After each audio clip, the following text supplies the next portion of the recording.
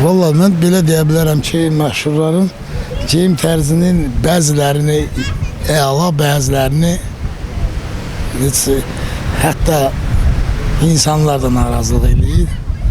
Ona görə ki, hər şey bizim mental düşüncələrimiz var, bizim mental milli dəyərlərimiz var.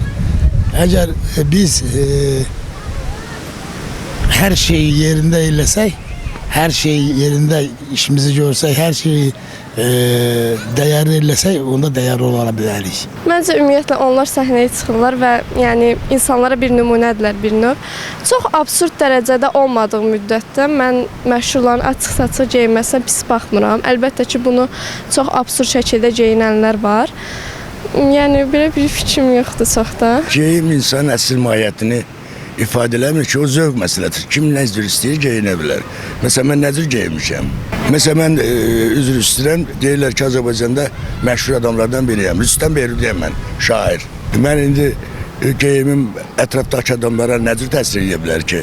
Yəni, demək istəyirəm ki, bu zövq məsələsidir. Kim nə cür istəyir, özünü rahat hiss edir, o cür də geyinir. Yaxşı geyimlər, yaxşı da baxırıq, o açıq-saçığı yox.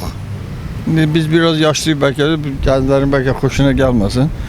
Ancaq adablı, əşyalı bizim dinimizə, mentalizmizə uyğundur. Yəni, aburu geymək bu xalqın adını qaldırır. Tərz insanın özündən asılıdır da, yəni necə deyim, özünü seçirsən, baxırsan, amma çox böyük təsirləri ola bilər məncə. Yəni çünki oradan baxırıq, nələrsə götürürük də ən azından. Müəyyən təsirlər insandan ötüşmür də, çünki xariclə də əlaqəli olaraq. Ona görə geyimin artıq təsir etməsi biraz şablonlaşıb.